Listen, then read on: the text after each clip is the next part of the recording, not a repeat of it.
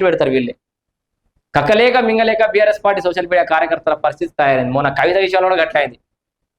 ఈ liquor case start అయినప్పుడేమో ఇది దొంగ కేసు, ఇది లంగ కేసు, బీజేపీ వాళ్ళు కావాలని నాటకాలు ఆడుతున్నారని చెప్పి కొన్ని రోజులు తిట్టారు. జైల్లో పోగానే రకరకాలుగా మొత్తుకున్నారు.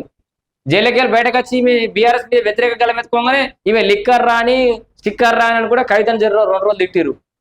మళ్ళా లిక్కర్ కేసు కొట్టివేయంగానే మా కవితక్క మంచిదే, ఇది చూసిరా ఇది కావాలని పెట్టిన కేసే, అందుకే కేసు కొట్టేయబడ్డది అని చెప్పేసి మళ్ళీ ఈ దుకాణం పాపం వాళ్ళు ఎటు ఉంటే అటు తిప్పాల్సిన పరిస్థితి ఏర్పడ్డది బీఆర్ఎస్ పార్టీ సోషల్ మీడియాకి. ఏది ఏమైనా ఈటల రాజేందర్ అయితే నేను మళ్ళా బీఆర్ఎస్ లో ఓతలేనైతే తెలిసి చెప్పిండు.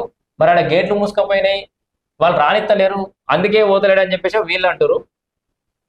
బట్ ఏం జరిగిందో ఒకసారి చూద్దాం మనం. ఇగో ఏది ఈటల రాజేందర్ ఇగో కేసీఆర్ని కలిసే ప్రసక్తి లేదు, నా మెడల్ బట్టి పార్టీ నుంచి గెంటేసింది 5 ఏళ్ళైంది, అనివార్య కారణాలతో బీజేపీలో చేరిన మళ్ళీ ఇప్పుడు బీఆర్ఎస్ లోకి మారుతున్నానంటూ ప్రచారం తగదు, పార్టీ మారడం చొక్కా మారినంత ఈజీ కాదు, హామీలు నెరవేర్చినాకనే మూసి ప్రక్షాళన చేపట్టాలే, గులాబీ నేతలు దోచుకున్నదంతా ఇప్పుడు ఎప్పుడు దక్కిస్తారని చెప్పేసి మల్కాజ్గిరి ఎంపీ ఈటల రాజేందర్ మాట్లాడాడు. మొత్తం ఇక ఉద్యమం చేస్తాం, మల్కాజ్గిరి పార్లమెంట్ స్థానం నుంచి గట్టిగా కొట్లాడతాం, 3 కమిషనరేట్ల పరిధిలో ఇది జిహెచ్ఎంసీ పరిధిలో 3 జోన్లు ఉన్నాయి కదా, 3 జోన్లలో క్లీన్ స్వీప్ చేస్తాం, 2 మేయర్లు సంపాదించుకుంటాం అన్నట్టుగా మాట్లాడాడు.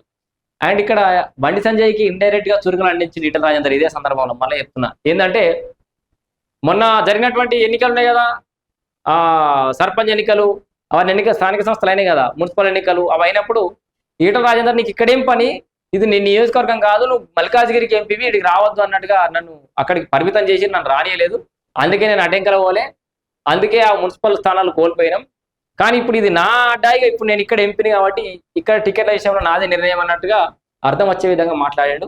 మొత్తానికి హైదరాబాద్ జిహెచ్ఎంసీలో మరి భారతీయ జనతా పార్టీ అనుకున్న స్థానాలు సాధిస్తుందా, జిహెచ్ఎంసీ పట్టణ ఓటర్లు ఏ విధంగా ఆలోచిస్తారనేది చూద్దాం. మరి ఈ హైడ్రా విషయంలో కూడా మళ్ళా జనాలు పాజిటివ్ ఆలోచిస్తున్నా నెగిటివ్ ఏందనేది కూడా తెలిపోయే అవకాశం ఉంది ఈసారి. సో ఇట్లా ఈటల రాజేందర్ ఎపిసోడ్ కూడా మలుపులు తిరుగుతా ఉన్నది. మొత్తానికి